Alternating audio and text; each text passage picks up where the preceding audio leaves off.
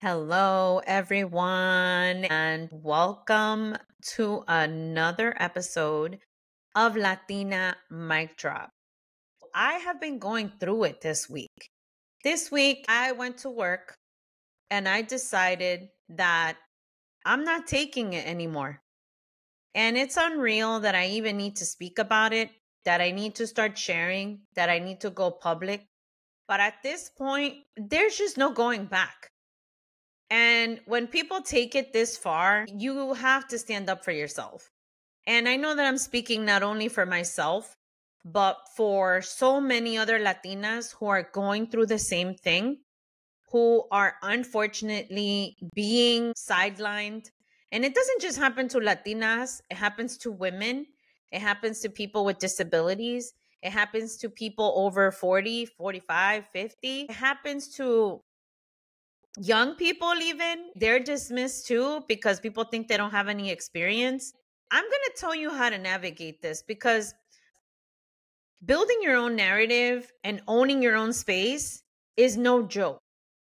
You need to do these two things. One, because people are going to say what they want to say, especially when they see you as a threat, especially when you have accomplished more than them, especially when you have bright ideas that will only make them think that they're less than. Because when you deal with insecure people, these are the kinds of things that come up.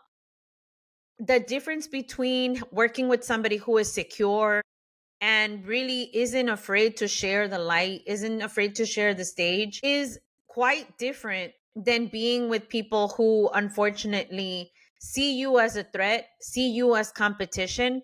And the reality of it is that right now, there aren't too many jobs where people are jumping into, right? Because what we're seeing is an exodus of people leaving the workplace or being laid off from the workplace, right? The work is changing. So what happens? You're there and you're doing great things and you're making great accomplishments and you've made great work, like perfect strides, all kinds of accolades, awards.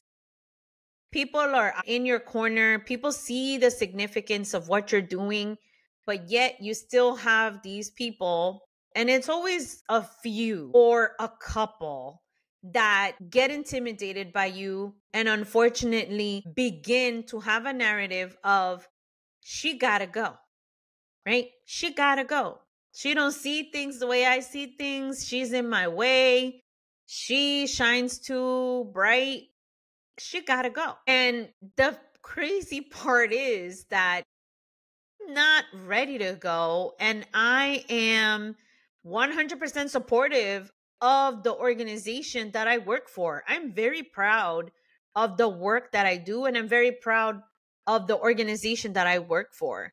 They have created such a great opportunity for me and all of the employees that I've known throughout the years who have retired, who have left.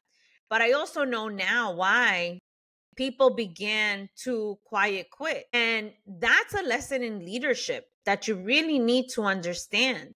The fact that the way that you treat people and the way that you manage tasks are implications, are ripple effects, are negatively impacting people, right? And the problem is that some people are people, and some people are just task oriented. And that's the difference. When people don't have the people skills, that's when they run into problems. Because when you're liked by others, and I've heard it said, I want to be like this person because they're liked, right? I want to be like this person because they think it's a popularity contest, and it really isn't. Leadership is all about creating solutions for others, being innovative and going first, having the vision before anybody else does, and then learning how to execute it, positioning yourself in a way that you can find the people, the resources, the tools, everything you need to get what you need to go forward. And that takes influence and persuasion. That takes strategy. That takes guts. It takes courage, and you really do need people to work with you. You need to be able to continuously do the right thing. And the whole problem is that when you're dealing with insecure people, it's negative. It's just unreal how far it goes, and it creates this ripple effect.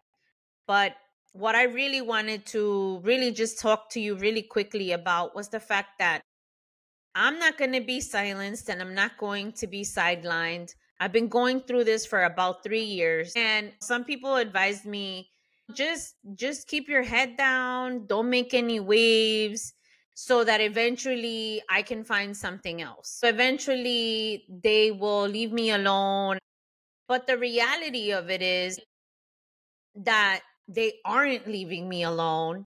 They've bothered every single person on my team and have tried to minimize me from the beginning. The goal has been, according to their behaviors, I'm not making this shit up. Every single step they take is to minimize me, is to say, you know what, you need to go a little bit down. You need to dim your light. You need to this, you need to that. And I'm not putting up with it. Okay. To the point where people are going out sick, people are not feeling well, and there's something in the water that, even though they don't want to see it, and even though they want to act like it doesn't exist, we're all experiencing it. And listen, we want to help. We want to do our jobs. We want to do what's best. We want to do all that. But when you're not even asked, all people are doing is you're being told, and they say, oh, this is your expertise, so this is what you're going to do. Before, we were empowered. We were a participatory party in what we did, and our expertise, our thoughts, our recommendations, our suggestions were all considered. Now it's not like that. And you know what? I am keeping track. I am keeping receipts, because, like you learn in HR 101, you need to keep documentations. Managers and supervisors document, right? When things aren't going right, you start to document. First, it's verbal, then you start writing things up. You start with the minimal memo, then you begin to escalate it until you start to take away probably people's vacation, or you give them suspension days, and so on and so forth. And what's happening now is that I really want to work this out, and I really want to make this work. And I know that I am the face of so many people who are going through the same thing. And I know that I am the face of people who are too afraid to stand up for themselves. But at this point, I really just don't feel like I have anything to lose. I still hold people in high level positions in high regard, because I respect those places. I respect the people that I work with. And I really want the best for everyone. And maybe the best is for me to walk out. But I have worked so hard, and I have so many people that rely on me, who I have been able to help, that I want to continue that. And there's so many Latinas. This is why they talk about that Latinas can only get to a certain place. And then beyond that, they need an executive sponsor to open the door. Beyond that, they need a mentor who's in the room to talk for them, right? But then when you don't have that, which is proof and the pudding right now, when I did, it was fine. Now that I don't, it's a totally opposite experience. And the reality is that it is reality. It is a reality. But you know what? I am in my worth. I am walking proud. I am happy and excited about all the things that I work on. I will continue to do my job the best that I can. I will continue to do all these extra things outside of work, but I will not stand for disrespect, because there is a difference. And when you have somebody who is at a higher level sitting next to you, across from you, giving you news and laughing in your face, that's not respect. That is plain out disrespect and unprofessional. And there's a way to say that, and there's a way to do it, that maybe that's what it is just a lack of experience. But I shouldn't pay the price for their inability and their inexperience. And if you're in a position that is that high, consider the trainings, the coaching, the people reactions, the impact that you have, and really take steps to think about it and move forward. And for people who are in my situation, who have done great things and are doing great things, make sure that you're visible and make sure that you're keeping tabs of everything. Make sure that you're keeping your receipts. Make sure you're documenting dates and times, situations, even things that seem funny and you don't think it's real, but it is. Write it down. And the reality is that keeping a timeline of all these things will help you. And it's unfortunate that it has to be this way. And it's unfortunate that people feel the need to be a bully to you or to be disrespectful. But I think some people just don't know better and some people are learning. And I really wish the best for them. And I really hope that we can work it out because I have a lot to offer and I have a lot of experience. And I want to demonstrate and continue to be the example for my people and for women and for everybody else and for the leaders of leaders, because we are the leaders of leaders. We are making things happen. We are changing the game. We are in spaces that we weren't before, and navigating them is not easy, but we will figure it out. And I know I will. I know I will. And whether it's here or there, it'll still work itself out one way or another because I have peace, I have calm, I have strength, I have resilience, and I have sovereignty, and I have a killer mindset. I use my instinct, I use my words, I can articulate what I need. Yeah, I can use some fancy words too if I wanted to, but I choose to be regular. I choose to be relatable.